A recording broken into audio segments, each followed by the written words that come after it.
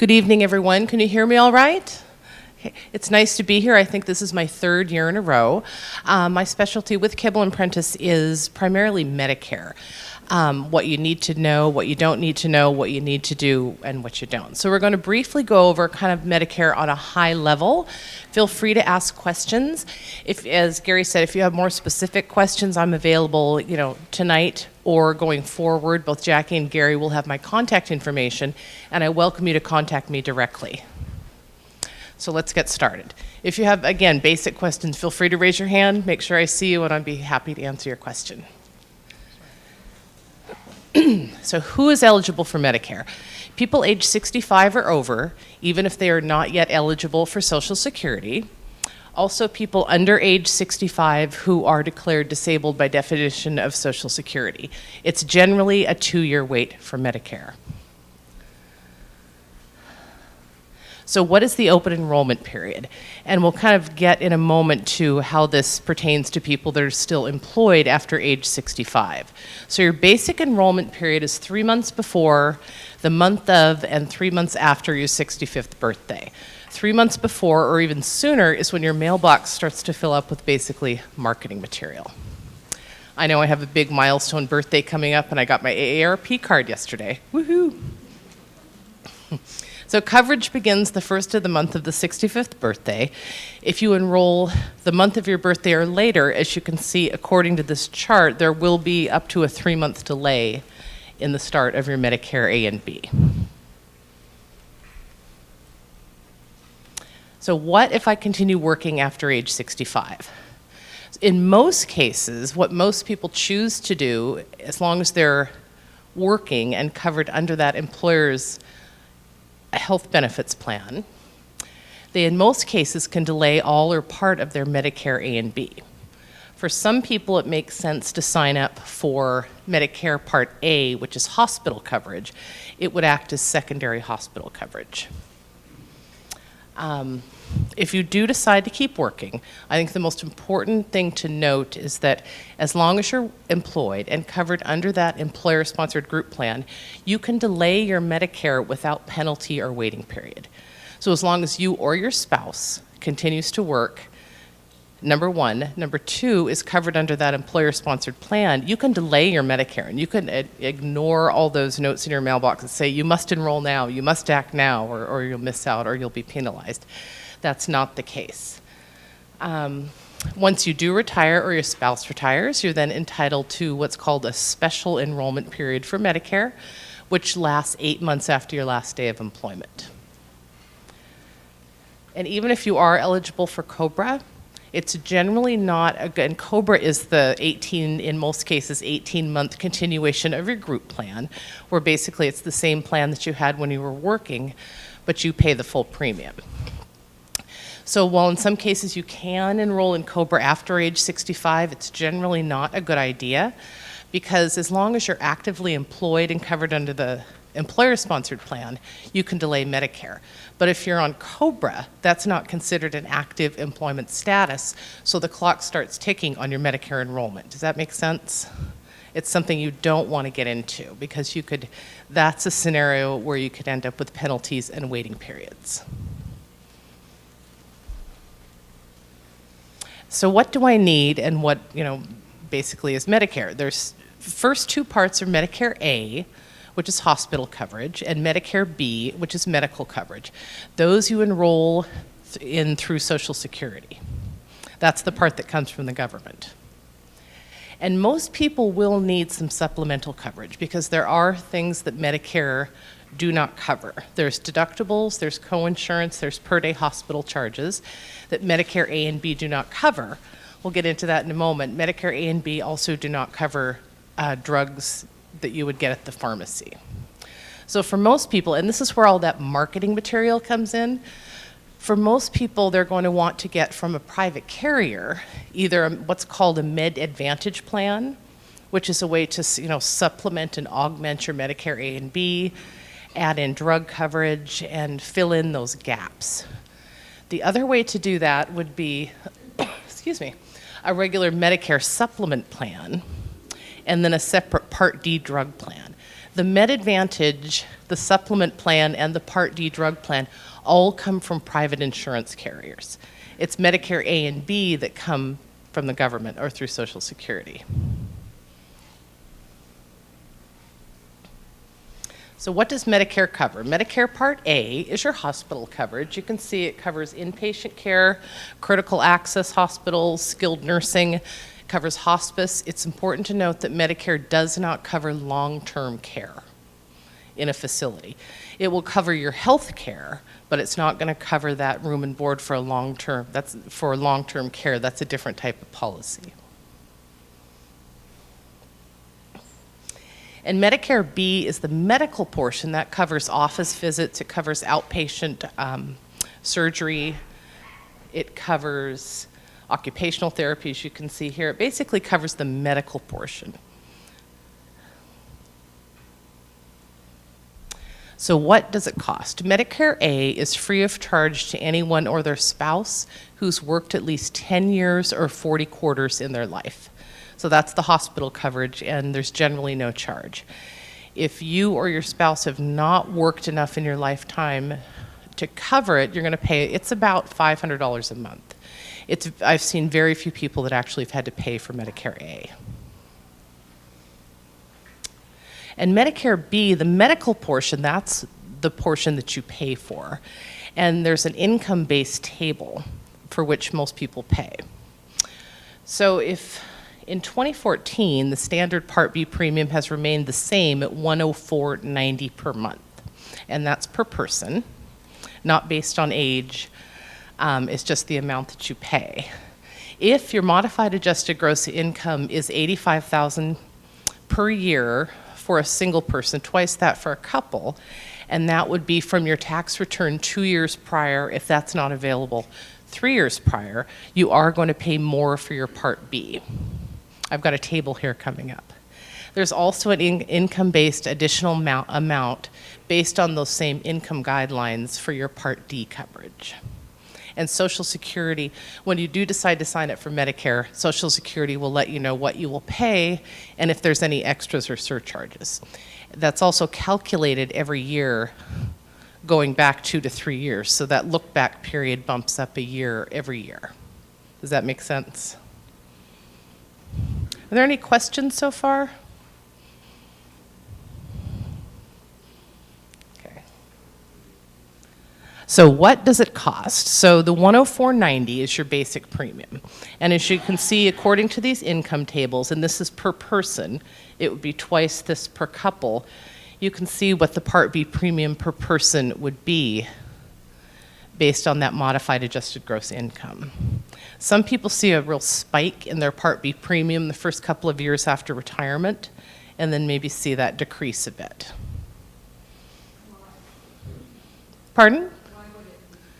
Because they look back to your tax return for 2 to 3 years, 2 years prior, if that's not available, 3 years prior. And so every year that 2 to 3 years moves, it's like a rolling 2 to 3 year look back period.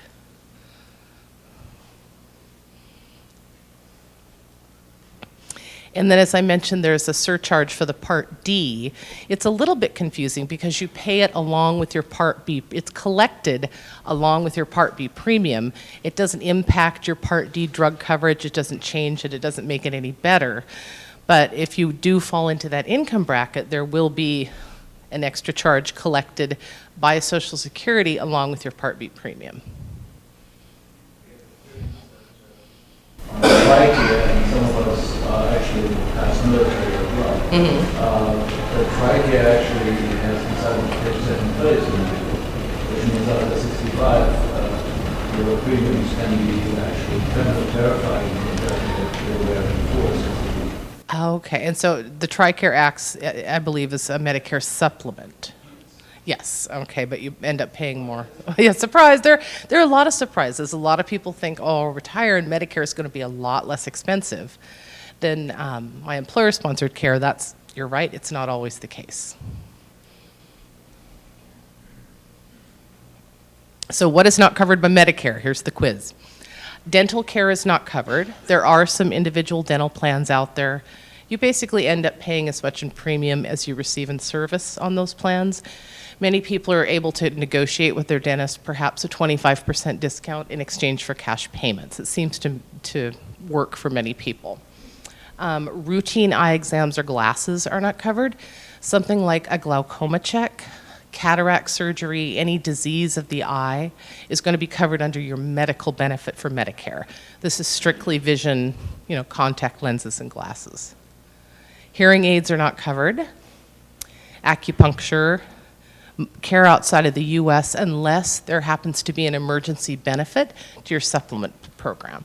But if you are going to be traveling somewhere somewhat remote or exotic, you might consider a one-time, evacuation plan.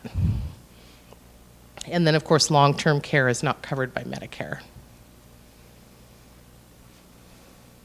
And so we talked a little bit about the supplements. So here, as you can see, when I say original Medicare, I refer to Medicare A and B.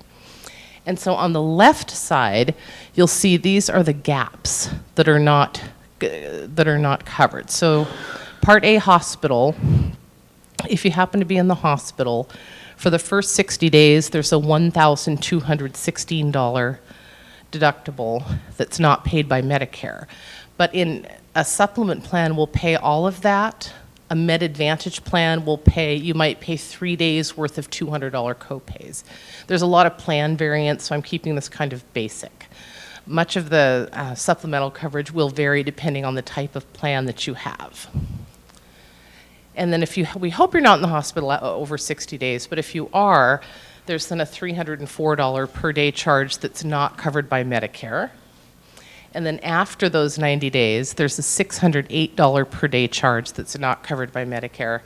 And in my mind, that's one of the more compelling reasons to have supplement coverage, because it's going to cover 90 or probably to 100% of these charges that Medicare, these hospital charges that Medicare does not cover. And then if you're in a skilled nursing facility, which comes under the Part A, days 21 through 100, there's $152 per day the patient's responsible for. Again, the supplement plan will come in and cover the majority of that. Yes? Are these periods, 60 days, 60 continuous? That's a good question. So it's the 60, all the days if it's for the same thing. So let's say you broke your leg. Hopefully that's not going to happen, but you have to go to the hospital. You're in the hospital for 4 days. That's going to come under that 60 days. Let's say 2 months later you have a completely different illness, then that deductible will apply again. But if it's for the same thing, then it's going to be then that deductible will be considered satisfied. Does that make sense? But is it annual or is it total lifetime? It's annual. Just like on a employer-sponsored plan, deductibles are annual, and then they reset themselves every year. Thanks. And then there is a Part B deductible at annual, $147, and then for office visits, there's a 20% coinsurance that is not covered by Medicare B. And so the Medicare supplement plans are the first ways of supplementing Medicare and filling in those gaps. They're also sometimes referred to as Medigap plans. And so they cover, again, what we just went over, those gaps in coverage that Medicare A and B don't cover. When you have a straight supplement plan, you can use it at pretty much at most providers who accept Medicare throughout the U.S., no matter what state you happen to be in. You have very low out-of-pocket costs when you have a Medicare supplement plan. There's generally no copays. And this is important, and this is not changing with healthcare reform. If you want to have a supplement plan as opposed to a Med Advantage plan, as long as you enroll in that supplement plan within 6 months of enrolling in Part B, there's no underwriting, which means you don't have to answer a self-reported health questionnaire. If you wanted to, say, start out with a Med Advantage plan, because there's never any self-reported health questionnaire for a Med Advantage plan, that's why they're marketed so heavily. If you wanted to start out with Med Advantage, but then during the next annual election period for beginning January 1, you wanted to change to supplement, you would have to go through health underwriting in order to qualify. And that's not changing with healthcare reform. So kind of, if we're having personal discussions, that's something that I like to go over with people to make sure that they understand, how that works and how that's not changing with healthcare reform. And so Part D prescription drug plans, which you've heard so much about, that donut hole, that coverage gap. There are about 30 different carriers, could not be any more complicated, but I have a way to make it easy. There's about 30 different Part D carriers in the state. And as you can see, there's a basic government devised plan. Plan covers 75% of RX costs up to $2,850. And then it covers nothing until the total out-of-pocket expense, meaning what you pay and the plan pays, reaches $4,550. This is often called the donut hole or coverage gap. If you happen to meet that, then the plan pays approximately 95% of costs for the remainder of the calendar year. Now, due to healthcare reform, in that coverage gap or donut hole, you do receive discounts on drugs, anywhere between about 11% to about 50%. There's a great tool that I like to use on Medicare.gov, where if you happen to be taking medications, we can put those medications in that tool, and it will come out with an extremely detailed report. And then we'll pick maybe 3 different plans, and it will show exactly how your drugs that you're currently taking are going to be covered throughout the year. I think it's also important to look at formulary, what drugs are actually covered, as well as how they're covered as far as copays. And so Medicare Advantage plans, and so they're structured a little bit differently. When you have a Med Advantage like Regents, AARP, Secure Horizons, the carrier takes over administration of Medicare A and B from Social Security. Social Security then pays that carrier a monthly stipend for your care. You, in turn, are going to pay copays for most services, but there will be a pretty low yearly out-of-pocket maximum. And one of the sort of upsides is that the Part D drug coverage plan is included in the Med Advantage plan. One of the downsides is that a Med Advantage plan is generally going to have a more limited network, and in many cases more of an HMO network. When you have, when you have a supplement plan, you can use that anywhere that accepts Medicare. When you have Med Advantage, you're going to have a PPO, but in many cases an HMO network. And you won't have as much choice when it comes to choosing a doctor. Excuse me.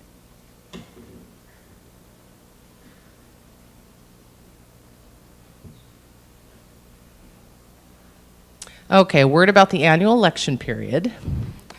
So the end of it, some of you have probably already experienced this. Every October 15th through December 7th, you get to make, if you're currently on supplemental coverage, this is your one-time opportunity every year to change it beginning January 1st. And so many of you have probably already experienced this, your mailbox just being full of what are really marketing materials from different carriers wanting you to buy their Med Advantage or supplement or Part D programs. And so while you're able to change, you're not required to change your supplement coverage. Many people, if they start with the supplement, they usually end up staying with it because if they want to go to Advantage, decide they don't like it, and want to go back to supplement, then they have to answer those health questions to qualify and could be denied. Does that make sense?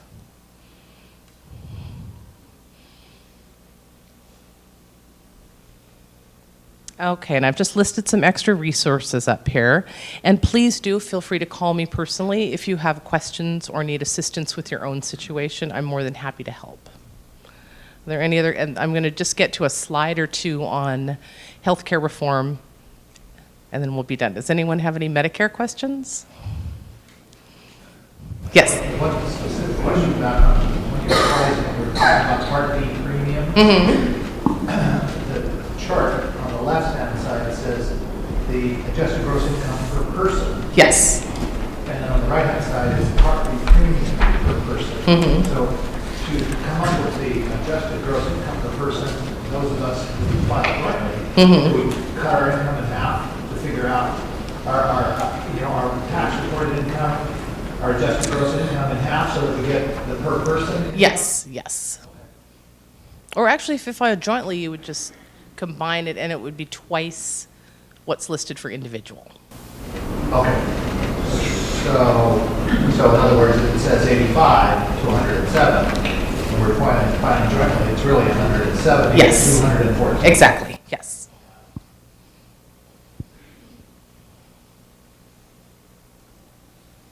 Okay, so I'm just going to say a few things about healthcare reform and the exchange. And if you could walk away with one thing today, it's that basically if you're employed, covered under that employer-sponsored plan, you don't need to worry about the exchange. It's basically for individuals to enroll if they don't have coverage through their employer. Almost everyone who's covered under an employer-sponsored plan is deemed to have what's called affordable coverage, so they would not qualify for a subsidy on the exchange. So it's something that you've probably heard a great deal about, but it's really nothing you need to take action on. And as far as it's really individual plans for those under age 65. The exchange has nothing to do with Medicare, other than combating fraud, waste, and abuse. Okay, any other questions? I know it's a lot of information, kind of a dry topic, but hopefully it's been of interest. And if anything comes up, I'll be around for a while afterwards, and please feel free to contact Jackie or Gary, and they have my contact information. Thank you.